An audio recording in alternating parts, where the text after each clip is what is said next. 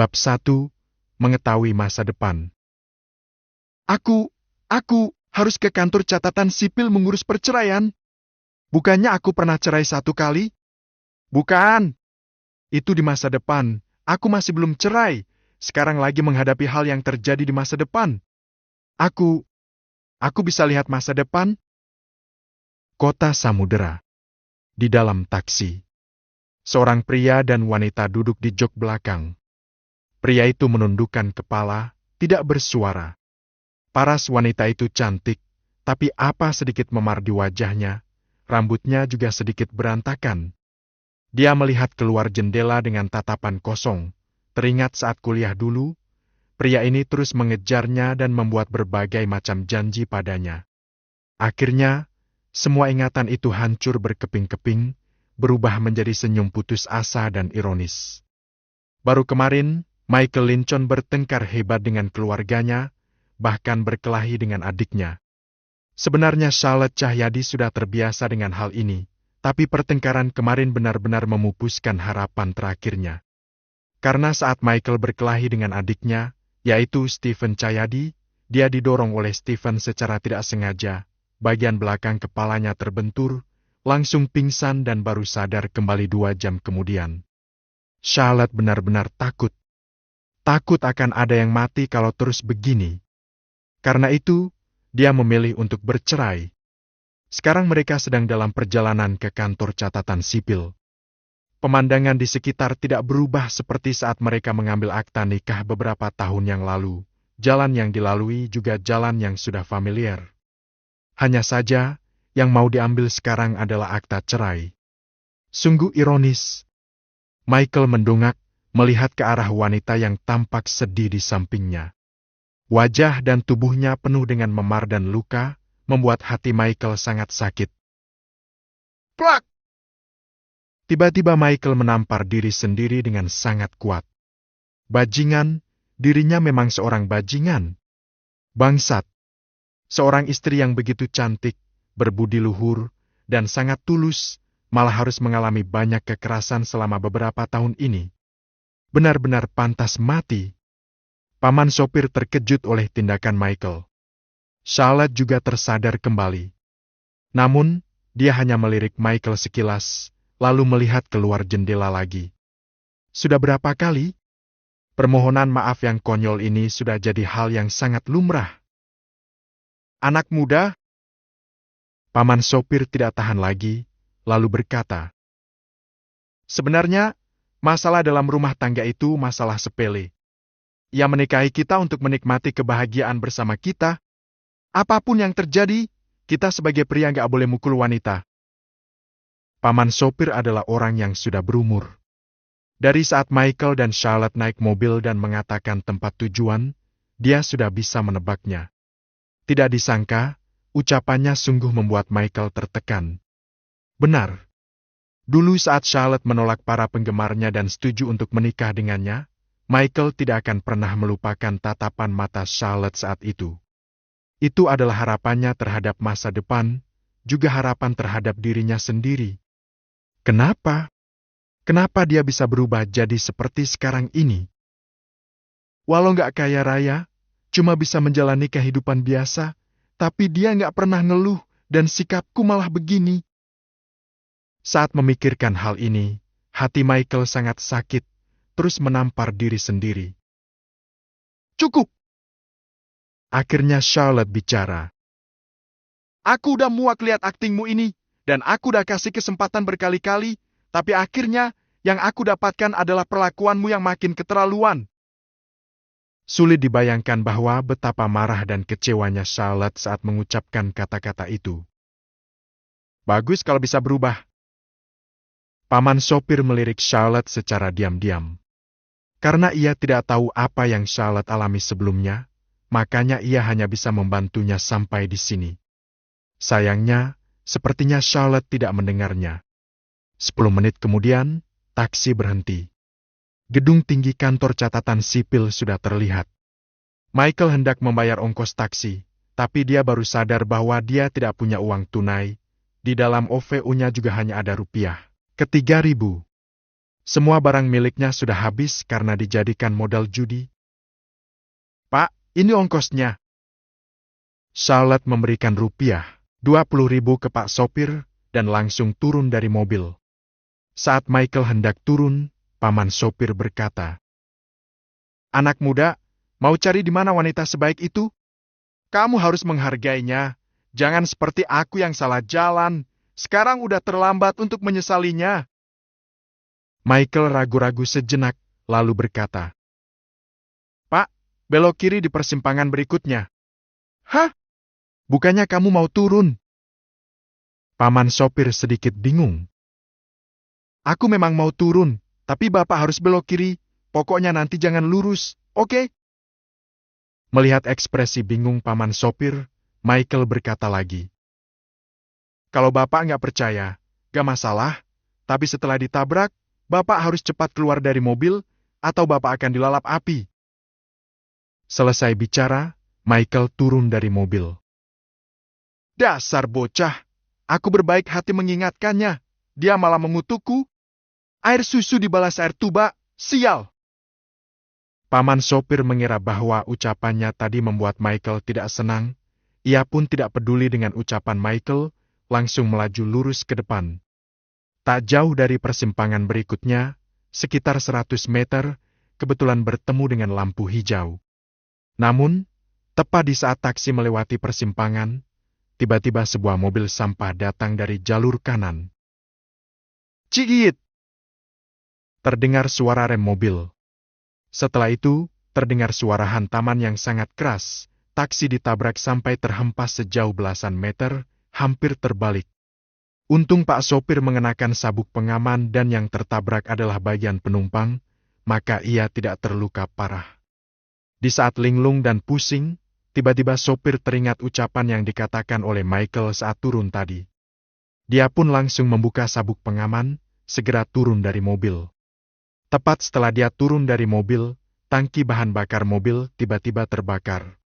Sopir terkejut tidak percaya, api tiba-tiba membara, membakar seluruh mobil. "Ini!" Sopir menelan ludah, tanpa sadar melihat ke arah pintu gerbang kantor catatan sipil. Anak muda yang menyelamatkan nyawanya sudah tidak ada.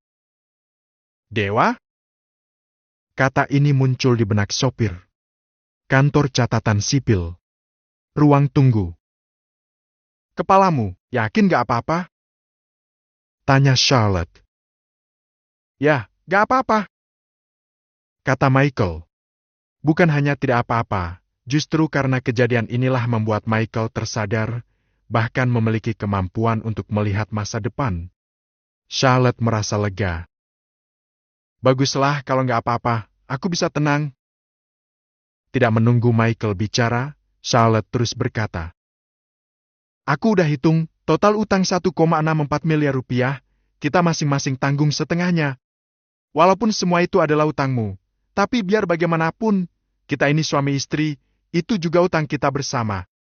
Adikku bertindak keterlaluan, aku mewakilinya untuk minta maaf." Charlotte berhenti sebentar, lalu menarik napas dalam-dalam dan menatap Michael.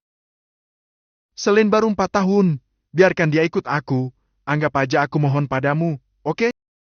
Bab 2, Bercerai. Michael terkejut.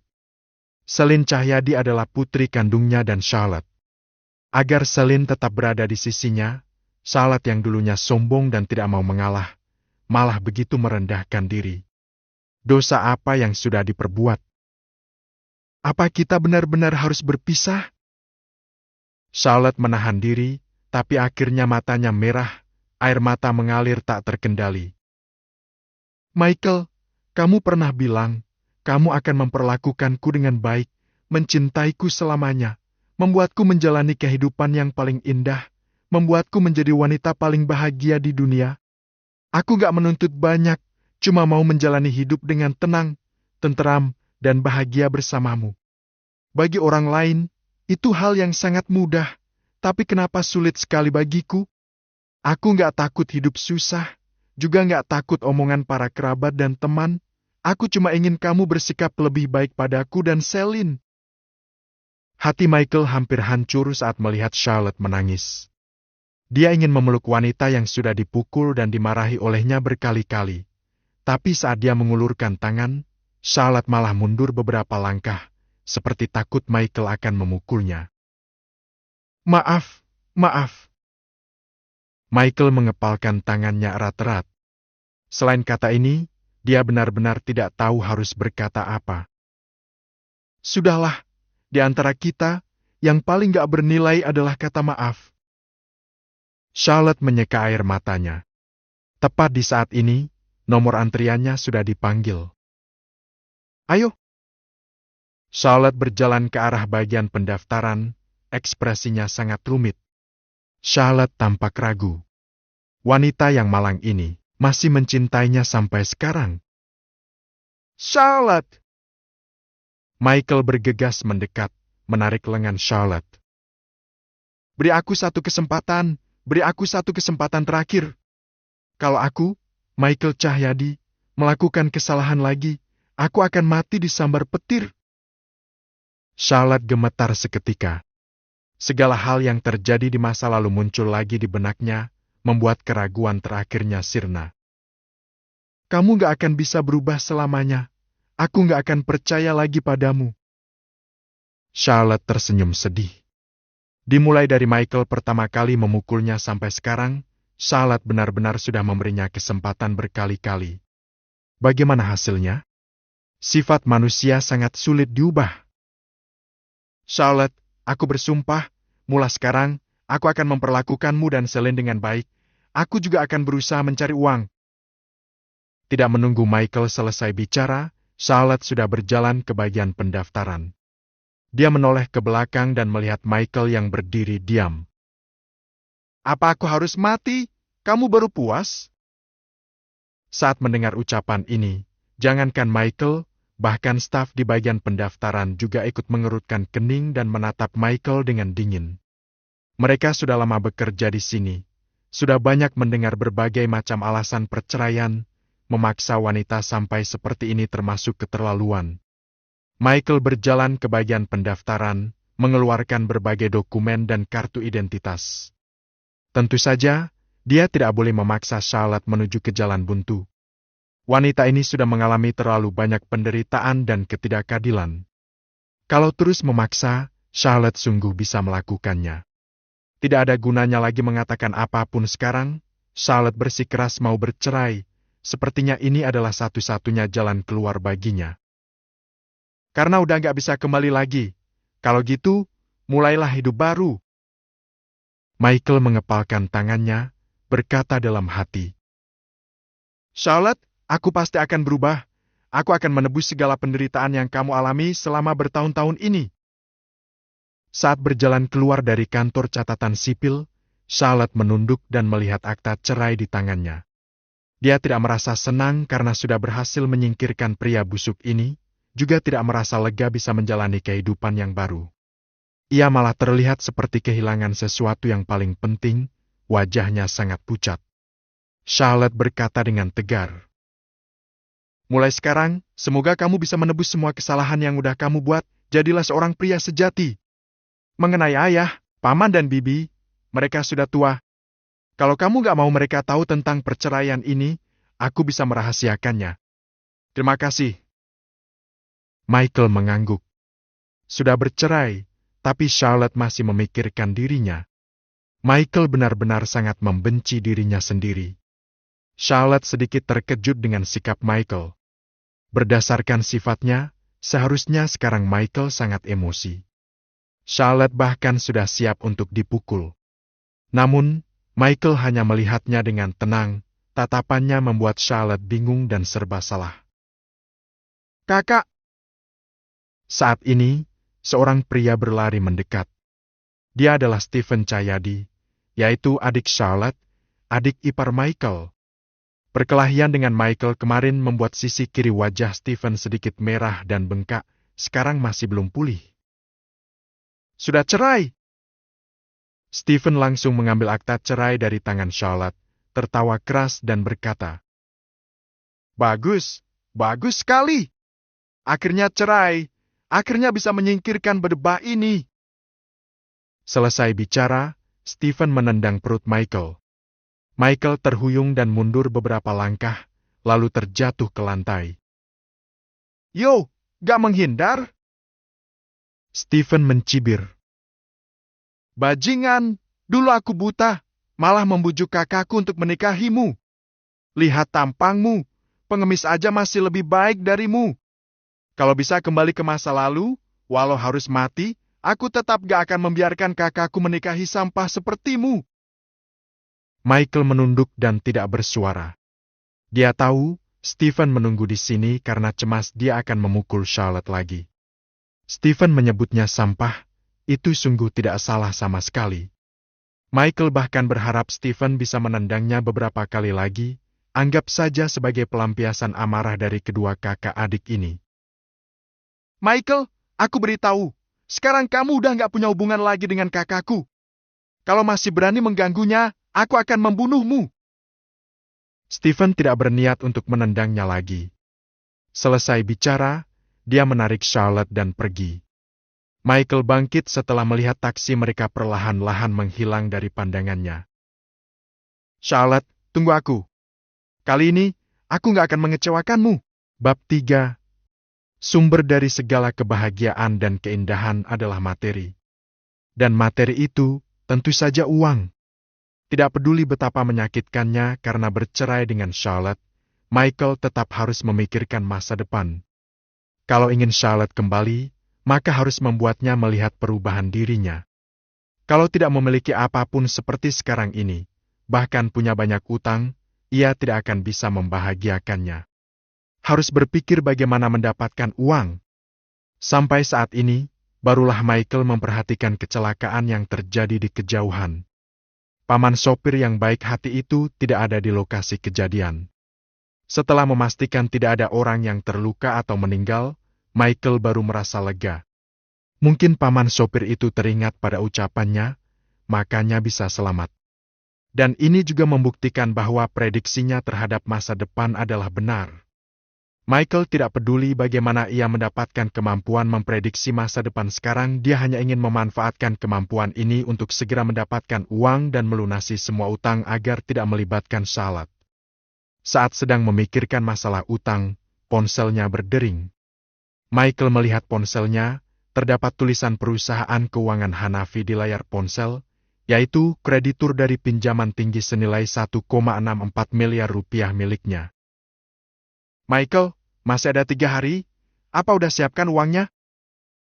Terdengar suara Yoshua Hanafi di ujung telepon. Pak Yoshua, uangnya lagi disiapkan, mohon berikan waktu beberapa hari lagi. Kata Michael. Michael, kamu juga tahu, kita sama-sama cari nafkah, aku juga nggak minta bunga tinggi. Sekarang hidup itu nggak mudah, benar? Yoshua pura-pura menghela napas. Kamu terus menunda-nunda sampai hampir sebulan. Kali ini sisa 3 hari dari waktu yang dijanjikan, jangan paksa aku untuk terus menundanya. Beri aku 1 minggu lagi, aku pasti akan cari cara untuk melunasinya. Kata Michael dengan tegas. Oke, aku berikan 1 minggu lagi. Aku tahu kamu kalah judi lagi, dan sepertinya lagi ribut mau cerai, tapi itu urusanmu. 1 minggu lagi, kalau masih gak bayar, aku akan datang langsung ke rumahmu untuk menagihnya. Meski itu adalah perusahaan pinjaman pribadi, tapi Michael merasa bahwa Yoshua adalah orang yang cukup baik. Setahu Michael, sebelumnya ada rekan Yoshua yang berencana mencari Michael untuk menagih utang, tapi dihalangi oleh Yoshua. Yoshua pasti pernah menyelidikinya dan tahu kondisinya, sehingga tidak terus menekannya karena keterpurukan yang dialaminya sendiri. Justru karena Yoshua memiliki reputasi baik, makanya Michael bisa pinjam uang padanya. Tentu saja, itu juga karena negara memiliki kebijakan yang baik. Selesai bicara, Yoshua hendak menutup telepon. Tapi, tiba-tiba Michael berkata, Pak Yoshua, tunggu sebentar. Ada apa? Michael berkata, 5 menit lagi, ada orang datang ingin pinjam uang. Jumlah pinjamannya sekitar 10 miliar rupiah, dengan alasan mau mengisi kekosongan dana perusahaan. Sebaiknya jangan pinjamkan uang padanya. Kalau tidak, takutnya nggak akan bisa ditagih lagi dan Bapak akan kehilangan segalanya. Astaga, ucapanmu sungguh meyakinkan. Kamu nggak lagi menjebakku, kan? Yosua tidak percaya, lalu berkata, "Anak muda, untuk meminjamkan uang, perlu melewati berbagai penyelidikan. Kalau nggak ada masalah, kita baru bisa memberikan pinjaman. Kamu kira aku bodoh? Aku cuma mau membantu. Kalau percaya, maka jangan pinjamkan uang padanya. Kalau tidak percaya, anggap saja aku nggak mengatakannya." Michael malas berdebat dengannya lagi. "Anak muda memang emosional. Kamu suka judi, kan? Bagaimana kalau kita taruhan?" kata Yosua dengan antusias. Michael menyipitkan mata. "Taruhan apa? Kalau ucapanmu tepat, aku akan memotong pinjamanmu sebesar 200 juta rupiah. Kalau salah, itu artinya kamu meminjam 200 juta rupiah lagi dariku. Bagaimana?" kata Yosua. Tepat atau tidak, bukan permasalahan ada orang yang meminjam uang padanya atau tidak, melainkan apa orang itu bisa membuatnya kehilangan segalanya. Sebenarnya Yosua juga hanya bercanda. 200 juta rupiah bukanlah apa-apa baginya, tapi itu adalah jumlah yang sangat besar bagi Michael. Dia yakin Michael tidak berani bertaruh dengannya. "Oke." Tidak disangka, Michael malah langsung setuju, bahkan berkata, "Tapi aku punya syarat, kalau kamu kalah, kamu harus berikan uang 200 juta itu dulu padaku. Utang tetap dilunasi seminggu kemudian." Orang yang sangat hebat tetap tidak bisa berbuat apa-apa kalau tidak punya sumber daya yang diperlukan. Meskipun punya kemampuan memprediksi masa depan, percuma juga kalau tidak punya dana. "Bocah, kamu yakin? Bagimu, 200 juta itu bukanlah jumlah yang kecil. Udah pikir baik-baik?" kata Yosua dengan nada menghina. Kalau bisa mendapatkan 200 juta rupiah dengan bertaruh, kenapa tidak? Yosua sangat yakin dengan penyelidikan perusahaannya. "Waktunya hampir habis. Mau taruhan gak?" kata Michael. "Taruhan!" Gedung perusahaan Wells. Di salah satu lantai perkantoran. Yosua yang berusia 40 tahun duduk di kursi bos dengan santai, ekspresinya tampak antusias dan penuh harap. Pada saat ini, ada yang mengetuk pintu. "Masuk," kata Yosua. Dua orang berjalan masuk, yang satu mengenakan jas dan kacamata berbingkai emas, terlihat sangat elegan. Yang satu lagi adalah resepsionis perusahaan. "Pak Yosua, ini Pak Charles Graham dari Wide Network. Dia ingin bertemu Anda untuk mendiskusikan masalah pinjaman," kata resepsionis tersebut. Yosua tercengang seketika saat melihat orang yang datang. Bukan karena identitas orang tersebut, melainkan karena prediksi Michael. "Cepat sekali datangnya." Yosua sangat terkejut. Yosua pernah mendengar tentang Wide Network, sepertinya itu adalah sebuah perusahaan yang sangat punya masa depan. Jadi, saat bertemu dengan Charles, Yosua menghapus pemikiran bahwa Charles bisa bekerja sama dengan Michael untuk menipunya. Tokoh seperti Charles sama sekali bukan orang yang bisa berhubungan dengan orang kecil seperti Michael. Mungkin hanya kebetulan. "Halo, Pak Charles." "Halo, Pak Yosua." Yosua berdiri. Keduanya berjabat tangan. "Duduklah." Yosua mengayunkan tangan dan berkata, "Pak Charles ingin pinjam uang? Seharusnya Wide Network tidak kekurangan uang, kan? Langsung ke intinya saja. Perusahaan memang tidak kekurangan uang. Kita sedang melakukan perubahan besar dalam waktu dekat ini. Sedang kekurangan dana, jadi berencana mau meminjamnya dulu dari Pak Yosua," kata Charles. "Pak Charles ingin pinjam berapa?" Yosua menuangkan segelas teh untuknya. 10 miliar rupiah. Saat mendengar jumlah tersebut, kelopak mata Yosua berkedut seketika. Tidak bisa dibilang mirip dengan ucapan Michael, tapi malah bisa dibilang sama persis. Apa bocah itu bisa meramal? Yosua mengerutkan kening. Charles benar-benar tiba dalam waktu 5 menit, Bahkan jumlah pinjamannya sama persis dengan yang dikatakan Michael. Mana mungkin kebetulan? Apa Pak Yosua tidak bisa meminjamkannya?